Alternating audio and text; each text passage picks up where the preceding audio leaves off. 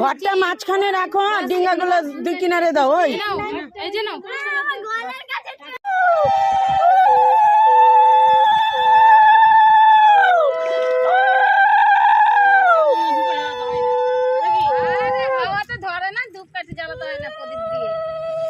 আরে লাইটার এনেছি তো আমি।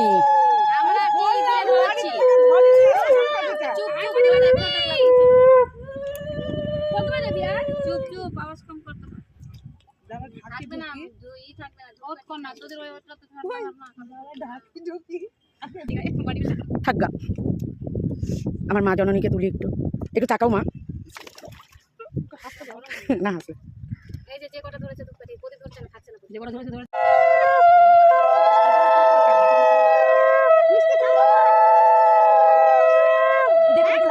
মিষ্টি আমি যখন দিব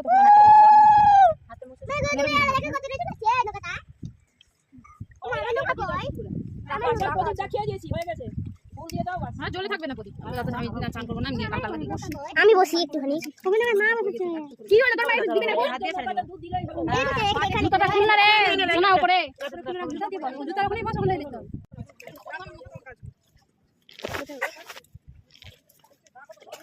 ভোগটা ওখানে কেন গো?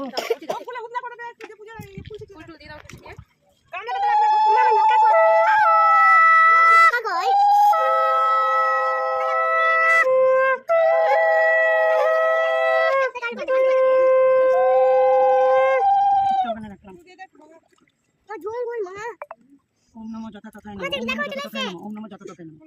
মানে কি বললো? ওম নমো যথাতথায় নমঃ, ওম নমো যথাতথায় নমঃ। আর কয়দিন আছে?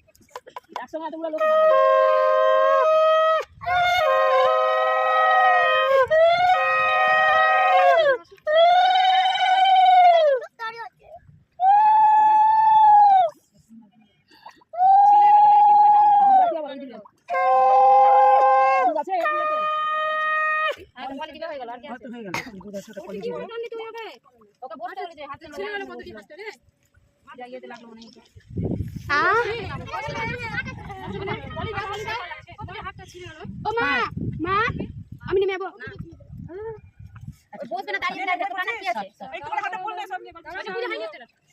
সব একটু একটু করে নিয়ে নাও, এরকম করে একটু একটু করে ছিঁড়ে নিয়ে নাও।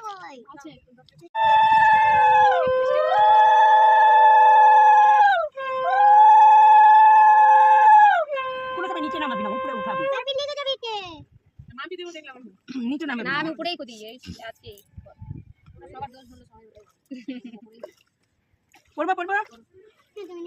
চাপড়া ষষ্ঠীর ব্রত সময় বা কাল ভাদ্র মাসের ষষ্ঠী দিন এই ব্রত করতে হয়। ছেলেদের মায়েরা এই ব্রত করবে। ব্রতের যোগ্য অভিধান কাঁঠালি কলা পিটুলি কোল বা এটে ভাদ্র মাসে ষষ্ঠীর দিন পুতুল তৈরি করে এবং চাপড়া তৈরি করে পুকুরে বসিয়ে দিতে হয়। ছেলেদের মায়েরা যারা ব্রতী তারা আঁচলে কলা বেঁধে ছেলে মেয়েকে কোলে নিয়ে ষষ্ঠীর ব্রত শুনবে। এই ব্রতের দিন ভাতের বদলে লুচি পরোটা খাইয়া কথা। কোনো এক দেশে এক বণিক বাস করতো। তার 3 ছেলে আর 3 বউ ছিল। সকলের ছেলে মেয়ে হয়েছিল। বণিক আর বণিকের বউ কিন্তু তার নাতি নাতিদের মধ্যে ছোট বউয়ের ছেলেদের সকলের চেয়ে বেশি ভালোবাসতো। বণিকের বউ 12 মাসই প্রায় সব রকম ব্রত করতো। সে 12 ভাদ্র মাসে শুক্লপক্ষের চাপড়া ষষ্ঠীর ব্রত করার দিন এগিয়ে আসছে দেখে বণিকের বউয়ের ইচ্ছে হলো যে নতুন পুকুর কাটিয়ে সেই পুকুরের পাড়ে বসে ষষ্ঠী পুজো করবে। সেই কথা সে বণিককে জানালো। বউয়ের কথা বণিক সময় মতো পুকুর কাটিয়ে দিল, কিন্তু খুব গভীর করে পুকুর কাটা হলো, তাতে এক ফোঁটা জল উঠলো না। বণিক আর বণিকের বউ তাই দেখে তাদের হয়তো কোনো অপরাধ হয়েছে সেই ভেবে তারা দুজনেই মা ষষ্ঠীর নামে উপোস করে সারা রাত শুয়ে রইল। তারা ঘুমিয়ে পড়ার পর মাঝরাতে স্বপ্ন দেখলো যে একজন সধবা স্ত্রী লোক এসে বলছে, শোন আমি ষষ্ঠী, যদি ছোট বউয়ের ছোট ছেলেকে কেটে আমার নাম করে পুকুরে তার রক্ত করিয়ে দিস তাহলে পুকুর জলে ভরে যাবে, আর তা না করলে তাদের মঙ্গল নেই। সকালে ঘুম ভাঙার পর স্বপ্নের কথা মনে করে তারা কান্নায় ভেঙে পড়লো। অনেকক্ষণ কান্নাকাটি করার পর তারা স্থির করলো যে মা ষষ্ঠীর আদেশ তারা যেমন করেই হোক নিশ্চয়ই পালন করবে। এই রকম স্থির করার পর সকালে অজান্তে তারা ছোট বউয়ের ছোট ছেলেকে কেটে তার রক্তে পুকুরে ছড়িয়ে দিতে সঙ্গে সঙ্গে পুকুরে জল ভরে উঠলো। সকালে তখন পুকুরের ঘাটে বসে ষষ্ঠীর পুজো আরম্ভ করলো। সকলে পুতুল আর চাপড়া জলে ভাসাতে লাগলো।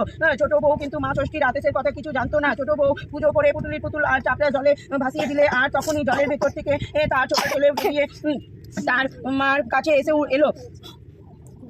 বসে পড়ো, আমি এখানে বসে পড়লো ওটা দেখছি কাছে উঠে এলো। ছোট বউ ধর্মরিয়ে উঠে তাকে বুকে জড়িয়ে ধরে বলল, তুই কখন জলে পড়ে গিয়েছিলি বাবা? এই বলে তাকে খুব আদর করতে লাগলো। সকলে অবাক হয়ে এই আশ্চর্য ঘটনা দেখতে লাগলো। এই ঘটনার কথা জানিয়ে বণিকের কাছে খবর পাঠানো হলো। বণিক তখনই পুকুর ঘাটে ছুটে এসে মা ষষ্ঠী স্বপ্ন দেওয়া আদেশের কথা সকলকে জানালো। শুনে সকলে খুব আশ্চর্য হয়ে গেল। এরপর বণিকের ছেলেদের বউয়েরা তাদের ছেলেদের এখানে লেখা আছে, বণিকের ছেলেদের বউয়েরা তাদের ছেলেদের কোলে নিয়ে আঁচলে কলা বেঁধে ষষ্ঠী দেবীর মাহাত্ম্যর কথা শুনতে বসলো। মা ষষ্ঠী দয়া বণিকের অনেক ধনৈর্য হলো, এবং সেই থেকে বণিকের বউ চারিদিকে মা ষষ্ঠীর ব্রত কথা প্রচারের জন্য এই ব্রত করা হয়। আর এই ব্রত করার ফলে গৃহস্থের সবসময় মঙ্গল হয়ে থাকে।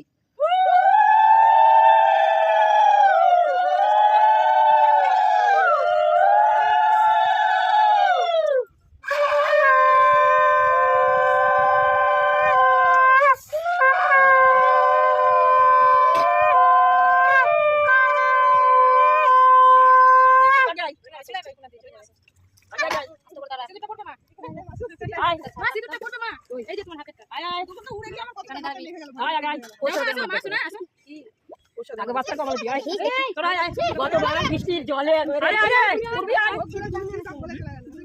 হয় না,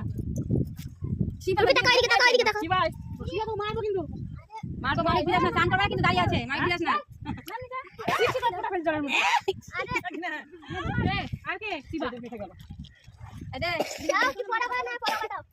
বাবা কি পড়া বানা এখন সামনে গেল।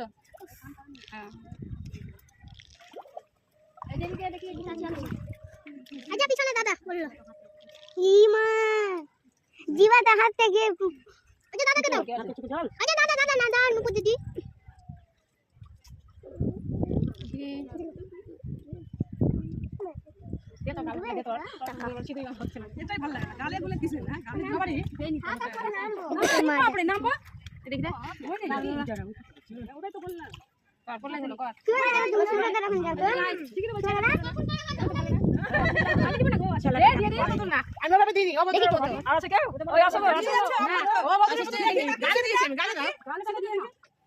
গালে দিবি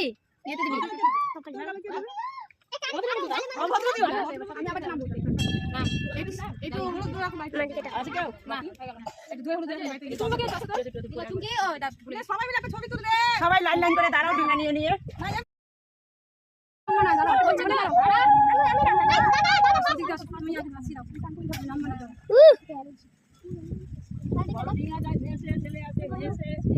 বাবু দেখছিস না ভিডিও করছিস